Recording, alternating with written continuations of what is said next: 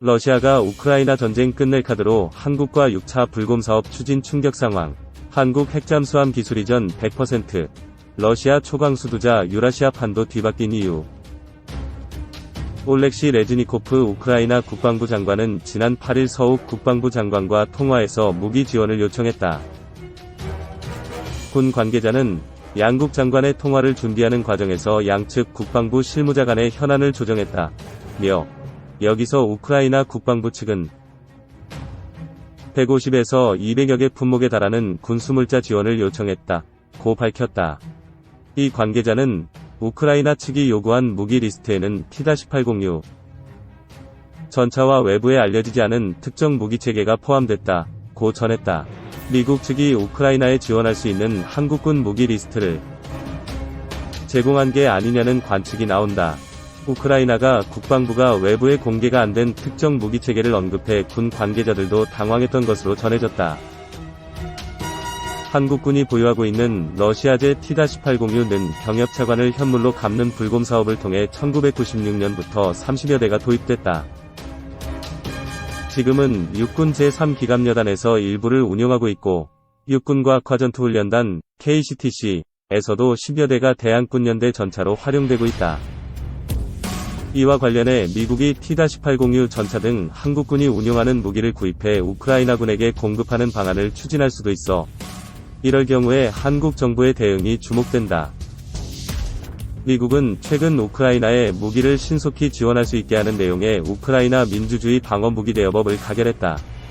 무기 대여법이 발효되면 미국은 우크라이나에 필요한 무기를 실시간으로 지원할 수 있게 된다.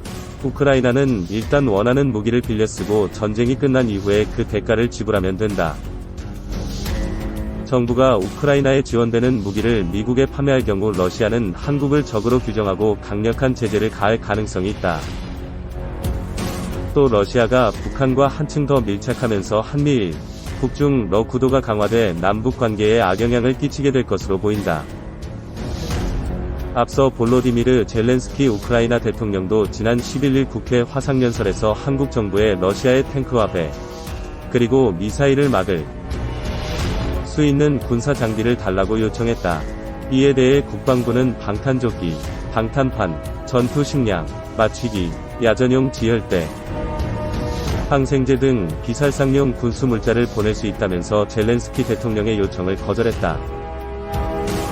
2. 러시아판 사드 S-400 불곰 사업과 군사 강국 대한민국 중단될 줄 알았던 3차 불곰 사업이 다시 시작될 수 있다는 소식에 중국과 일본이 긴장하고 있다고 하는데요.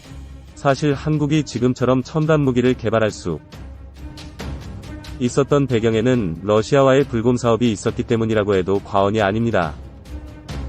미국과 가까운 동맹 중 유일하게 러시아의 무기 기술을 가지고 있는 것이 대한민국인데요.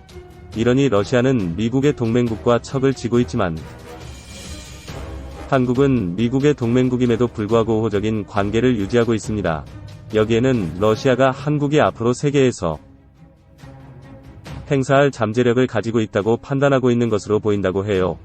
불곰 사업 이란 1985년 고르바초프 소련 공산당 서기장이 취임한 이래로 소련은 개혁정책과 서방권 국가들과 수교를 맺는 등 외교정책의 다변화를 꾀했는데요. 이러한 과정에서 1988년 88올림픽에도 참여를 했고 90년도에는 한국과 소련은 초유의 한소 정상회담을 갖고 수교를 맺게 되었습니다. 당시 외화 부족에 시달리던 소련은 한국 정부에 경제협력 차관을 요청하였고 1991년부터 3년간 대한민국은 소련의 경제협력 차관으로 14억 7천만 달러, 약 1조 4,700억 원을 빌려주게 됩니다. 이때 위태위태한 소련의 차관을 빌려준 나라는 몇 나라 되지 않았고 그중 하나가 한국이었어요. 그런데 이게 웬일? 1992년 소련이 갑작스럽게 붕괴하였고 국제법상 차관은 이어지는 국가가 승계하게 되어 있었으니 러시아가 이 돈을 갚아야만 하는 상황이 온 것이었는데요.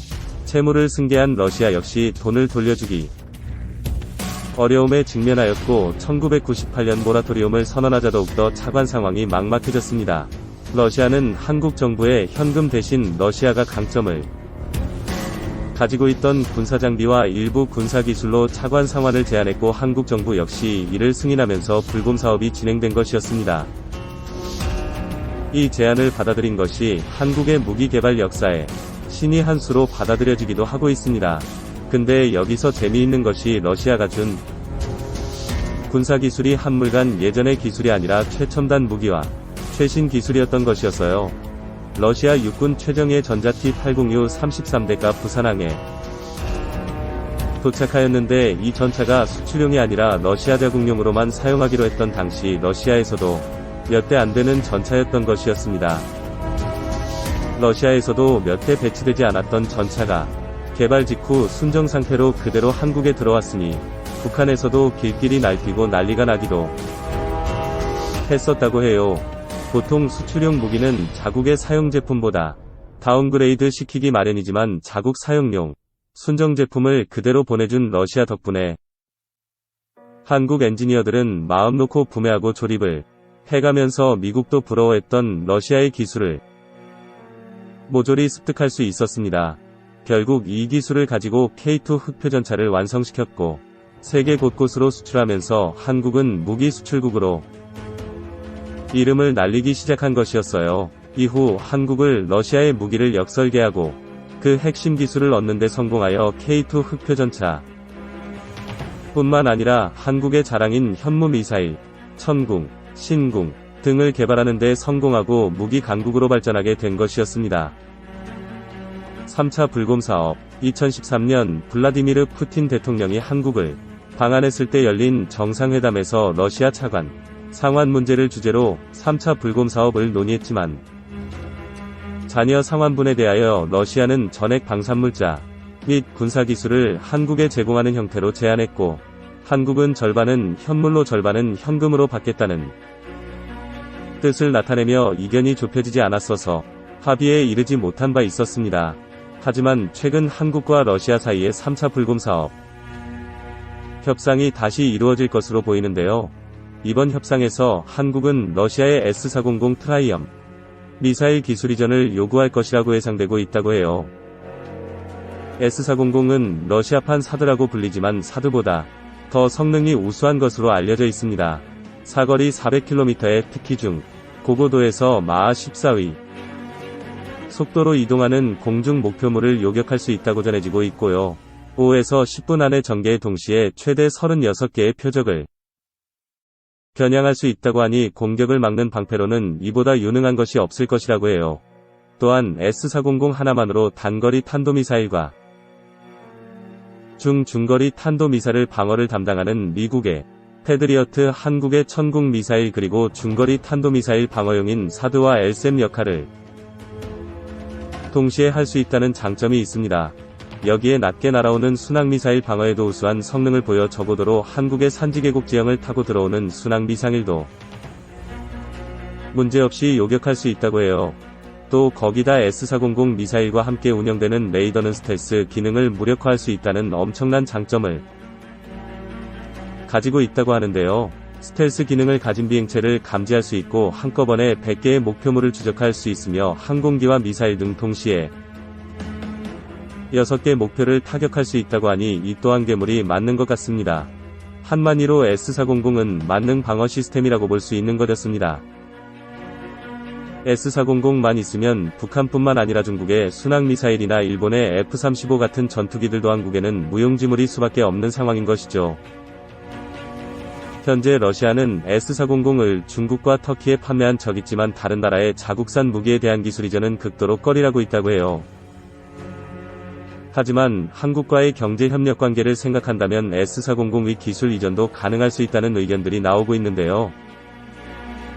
러시아 내에서도 한국이 포유할 때를 대비해 한국과 친하게 지내야 한다는 목소리도 커지고 있다고 합니다.